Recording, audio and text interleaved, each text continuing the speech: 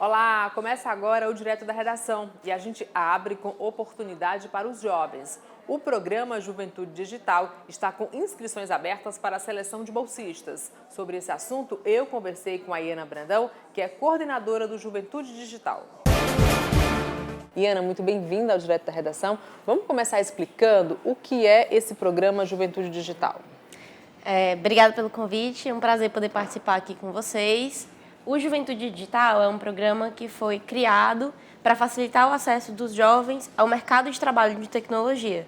Então, a gente tem uma série de atividades formativas, cursos, eventos, para que esses jovens consigam encontrar uma trilha e descobrir o mundo profissional, que pode envolver o design, a programação, os dados, enfim, uma série de áreas que abordam a tecnologia e, de fato, para eles conseguirem chegar de uma forma mais rápida à sua primeira experiência profissional. Iana, quem pode se inscrever no Juventude Digital? O programa é voltado para jovens de Fortaleza, então que tenham entre 15 e 29 anos e prioritariamente que foram de escola pública. Então as vagas são destinadas em prioridade para esses jovens de Fortaleza que vieram de escola pública ou que ainda estudam também, mas qualquer jovem de Fortaleza pode se inscrever. E como é que faz a inscrição?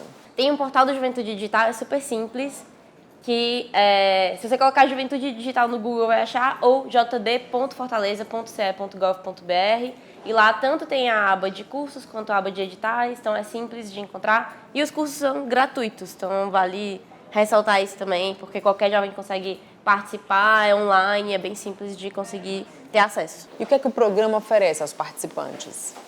A gente tem um olhar que é muito importante, realmente, de fazer um acompanhamento do jovem desde as primeiras descobertas dele, né? Então, dos primeiros cursos, a gente vai desde o zero mesmo. Por exemplo, se ele entra para uma trilha de programação, ele aprende da lógica até os cursos que são um pouco mais avançados, então HTML, CSS, JavaScript, ou qualquer uma das 6 trilhas que o programa oferta. E além dos cursos, orientação para o mercado de trabalho. Então, ele recebe formações e atividades voltadas para entrevista, LinkedIn, como é que eu participo bem de um processo seletivo. É realmente pensando nesse desenvolvimento inicial do jovem para que ele dê o primeiro passo em direção à sua experiência profissional junto ao mercado de tecnologia. Tem vagas para bolsistas e para voluntários, não é isso? Esse é uma novidade do programa, é a primeira vez que a gente está com esse edital de bolsas voltado realmente para os alunos desenvolverem um projeto. Então, uma das coisas, Daniela, que a gente percebeu é que o maior desafio que alguém que está iniciando sua carreira tem é ter o seu primeiro projeto, é ter um portfólio, é conseguir chegar numa entrevista e apresentar aquilo que já conseguiu desenvolver, que é capaz de transformar um conhecimento que ele adquiriu num curso em prática. Então, quando a gente trouxe esse edital, que inclusive foi uma proposta dos alunos, foi pensando em eles poderem ao longo de 3 meses, recebendo uma bolsa, então a gente tem 72 vagas para bolsistas, uma bolsa de R$250 por mês, desenvolverem um projeto com o suporte do time do Juventude Digital e também nessa experiência de trabalhar em equipe com outros alunos do JD. Então, eles vão ter se ele está, por exemplo, na área de design, ele vai poder propor uma ideia, então desde a concepção vem do jovem, ele vai poder propor uma ideia de como ele quer aplicar o conhecimento que ele teve nos cursos e nas formações voltadas para design e agora em prática por um período de 3 meses. E aí, então, a gente tem essa oportunidade, que são 72 vagas para bolsistas e 28 também para quem quiser participar de forma voluntária. É feita uma seleção? Qual é o critério para aquele jovem ser um bolsista e para aquele jovem ser um voluntário? O jovem se inscreve e aí ele apresenta basicamente ficha de inscrição, documento de identificação e esse projeto é um projeto simples de 5 slides dizendo o que ele está imaginando. A partir dessa fase da inscrição, ele vai também participar por uma entrevista curta para a gente poder entender um pouco melhor o que também é um projeto de vida dele, como esse projeto se conecta com aquilo que ele já tem de conhecimentos e aí depois dessa fase de entrevista a gente já publica o resultado. As atividades, elas são online e presencial? Toda a atividade do programa de bolsas, ela é híbrida. Então, a proposta é que o jovem cumpra 8 horas de forma presencial nos equipamentos públicos que são vinculados à Juventude Digital. Então, a gente tem, por exemplo, a Casa da Cultura Digital na Praia de Iracema, a gente também tem uma Casa da Cultura Digital que é na Barra, A gente tem o Centro de Recondicionamento Tecnológico, então os alunos vão poder utilizar os laboratórios e os equipamentos realmente para desenvolver seus projetos lá por um período de 8 horas e mais 8 horas de forma online, semanalmente. Que tipo de projetos já foram desenvolvidos aí com a ajuda do Juventude Digital? O Juventude Digital tem 1 ano e meio, então foi lançado em outubro de 2021. E ao longo desse período, a gente vem desenvolvendo, por exemplo, projetos junto com as secretarias. Isso também foi um edital que a gente lançou ano passado, que foi muito interessante. Então, os jovens entraram para, junto com a CGM, por exemplo, desenvolverem projetos lá que unam tecnologia e unam desenvolvimento de projetos que a secretaria já precisavam e que vão para o cidadão. Então, um dos, por exemplo, que foram criados lá na CGM junto com Juventude Digital foi uma organização de banco de dados, um desenvolvimento de um aplicativo voltado para facilitar a demanda de poda de árvore na cidade. Então, vários tipos de ideias e projetos já foram desenvolvidos por esses alunos, junto com outras secretarias. E agora a gente também está criando esse, em que eles também vão poder ser bolsistas, mas trazendo uma proposta que eles querem desenvolver. Mais de 1 ano e meio de projeto, que é o balanço aí de jovens atendidos. Sim. A gente, nesse 1 ano e meio, já atendeu mais de 15 mil jovens de capacitação. E, ao mesmo tempo, a gente também tem, por exemplo, outros eventos em que mais de 20 mil jovens já participaram. Então, ano passado, por exemplo, a gente teve o Festival do Juventude Digital, que aconteceu em 2 dias no Centro de Eventos. Foi uma experiência muito rica para o programa também. E mais de 19 mil pessoas passaram só por esse festival. Mas por capacitação, que é um objetivo muito importante do programa, a gente teve 15 mil atendidos. Legal. Fora o Juventude Digital, tem outras oportunidades para a Juventude de Fortaleza. Que oportunidades são essas? Dentro do Juventude Digital, acho que vale dizer que a gente ainda tem uma coisa muito interessante, que estamos com vagas abertas para os nossos cursos. Então, se você é um jovem de Fortaleza que se interessa por tecnologia, marketing, dados, programação, design, jogos, manutenção de computadores, para todas essas trilhas a gente tem vagas abertas até domingo, então para se inscrever.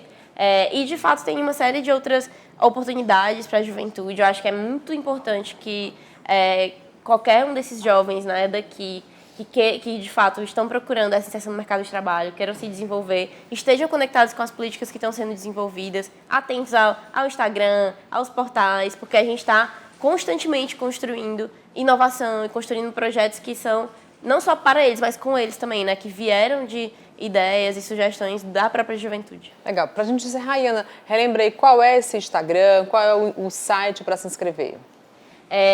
Boa.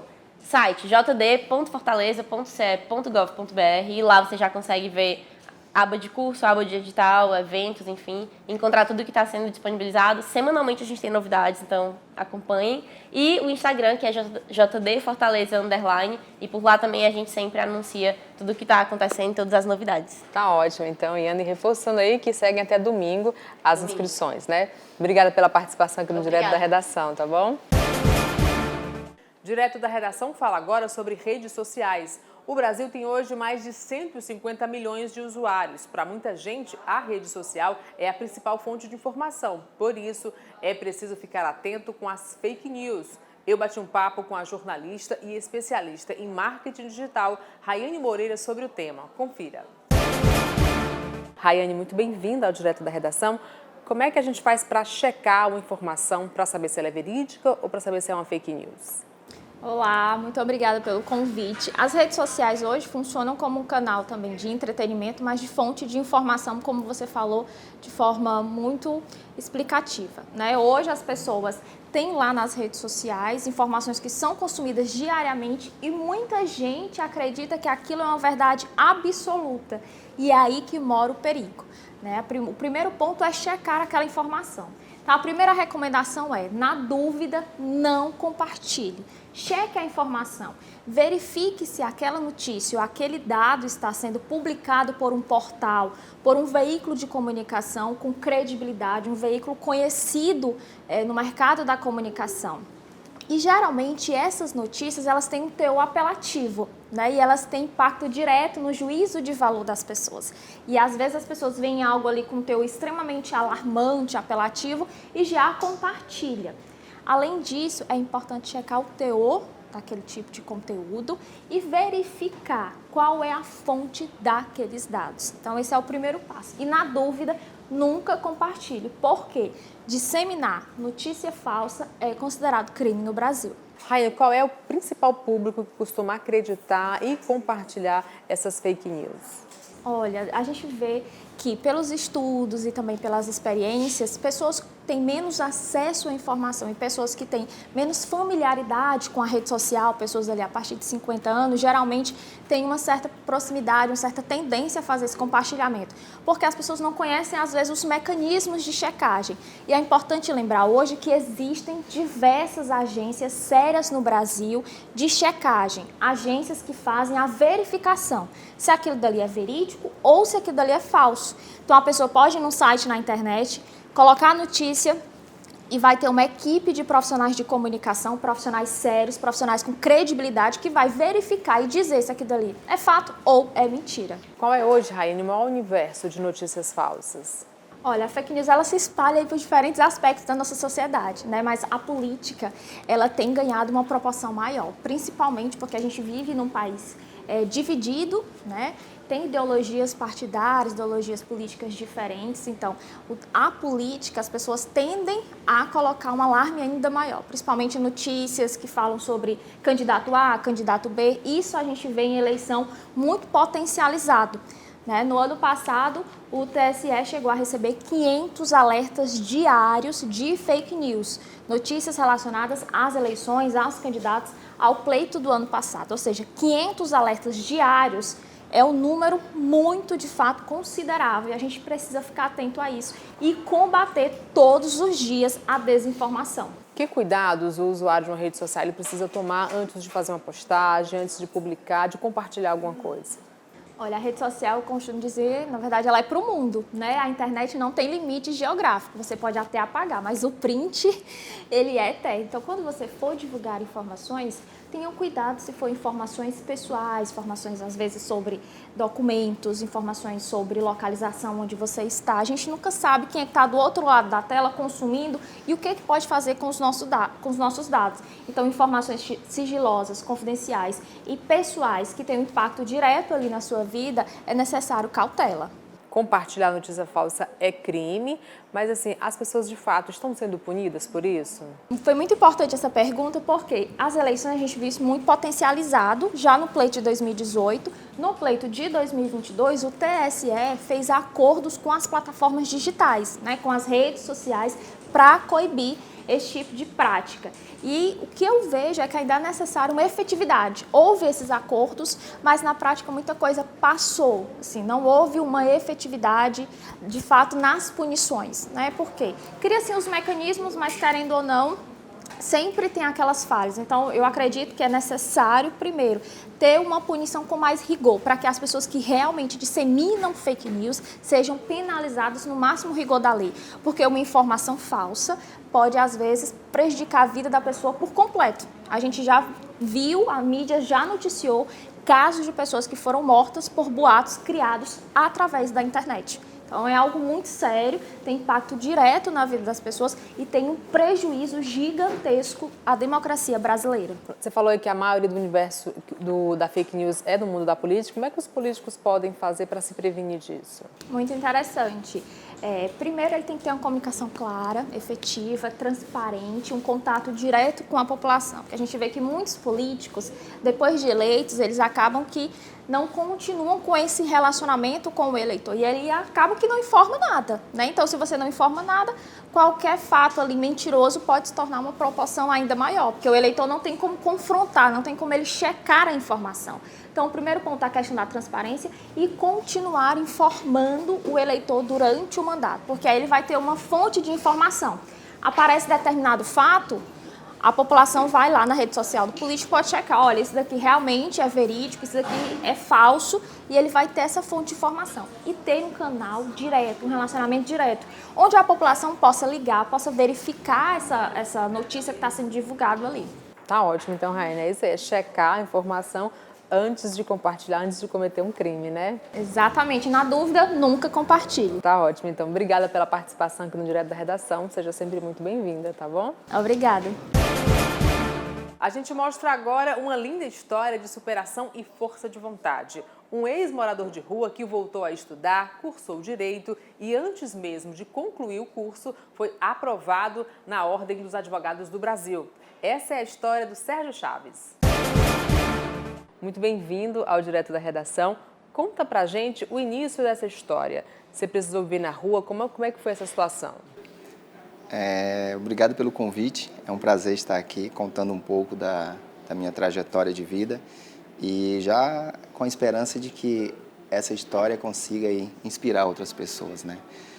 A minha situação de rua foi pouco tempo depois que os meus pais se separaram.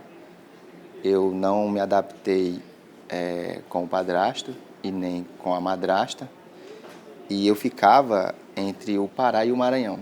Quando os meus pais se separaram, nós éramos do Maranhão e minha mãe me levou para o Pará, junto com duas irmãs. Então eu ficava um tempo no Maranhão, um tempo no Pará, um tempo no Maranhão, um tempo no Pará. Com isso, meus estudos foram ficando para trás e entre uma dessas viagens eu desviei o caminho. Desci do ônibus e fui parar em Teresina, no Piauí. Em Teresina, eu sem oportunidade nenhuma, por ainda ser uma criança, acabei morando nas ruas. Então, fiquei nas ruas de Teresina por aproximadamente um ano.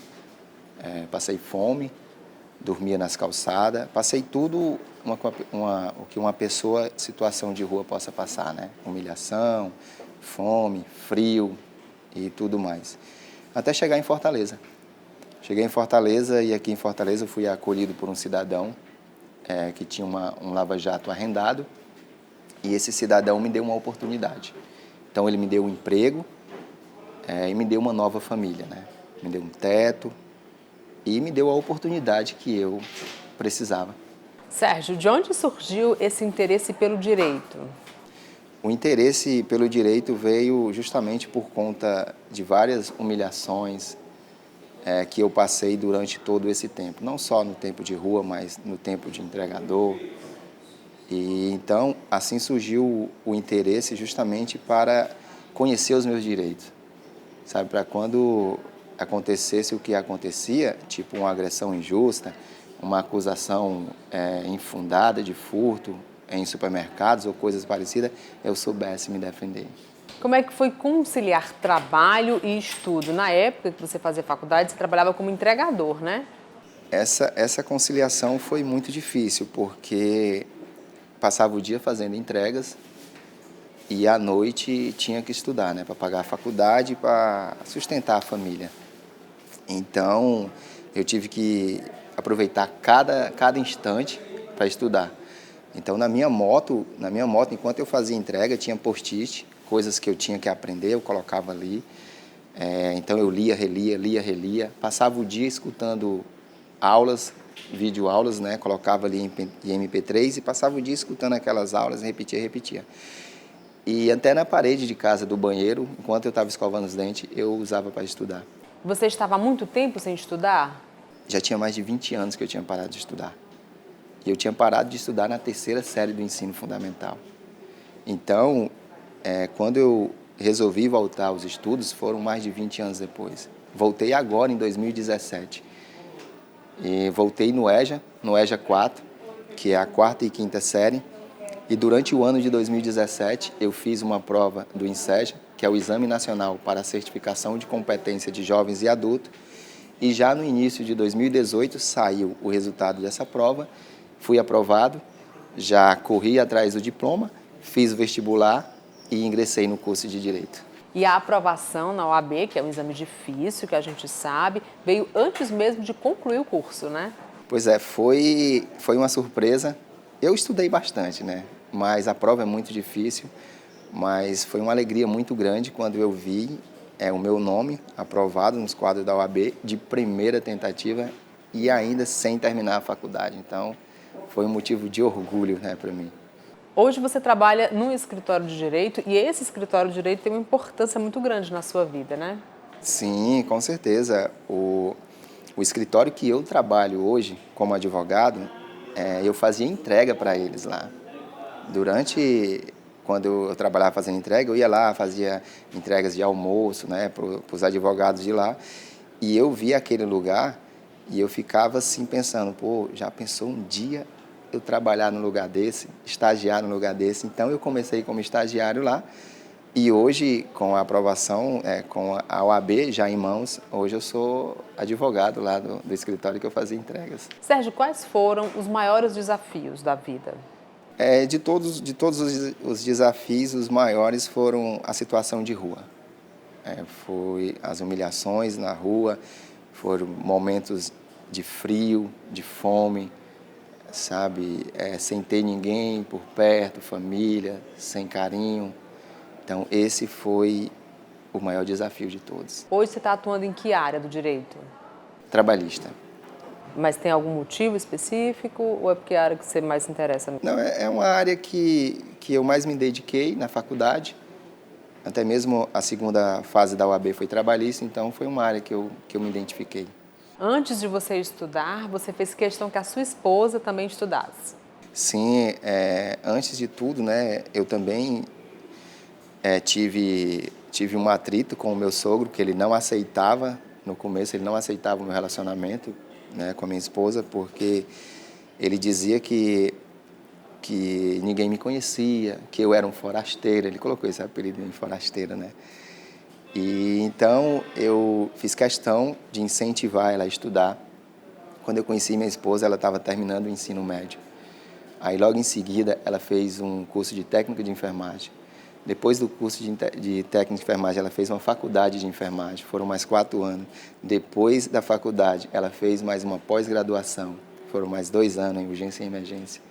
Então, depois de tudo isso, aí eu disse a ela, agora é minha vez. Sérgio, quais os planos aí para o futuro? Os planos para o futuro, né, trabalhar na área, de alguma forma tentar ajudar pessoas que estão em situação de rua, que foi a situação que eu estive. Ainda vou descobrir como fazer isso, né? E lutar aí pelos direitos dos motoboys, né? Afinal de contas, já são uns 16 anos que eu trabalhava fazendo entrega, então eu conheço muito bem o que essa categoria sofre na pele.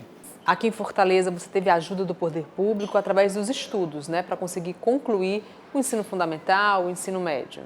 Não, só o EJA mesmo, né? O EJA, sim, não, o EJA foi fundamental, né? O EJA e o INSEJA, né? Principalmente o INSEJA. O EJA,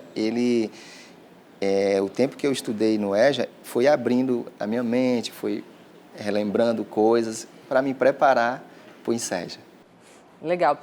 Eu queria, Sérgio, que você deixasse aí uma palavra de incentivo, uma mensagem para quem também tem sonhos, né, como você tinha, e ainda não conseguiu pôr em prática, ainda não conseguiu realizar, para você mostrar que é possível, sim, que as dificuldades existem, mas que têm como ser superadas. A mensagem que eu tenho é que lutem pelos seus sonhos. Tudo é possível, né?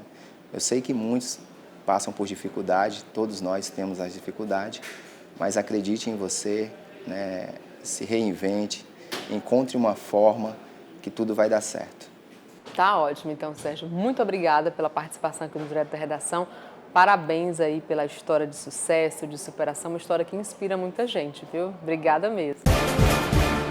Por hoje é só. Muito obrigada pela companhia e até o nosso próximo encontro. Tchau, tchau.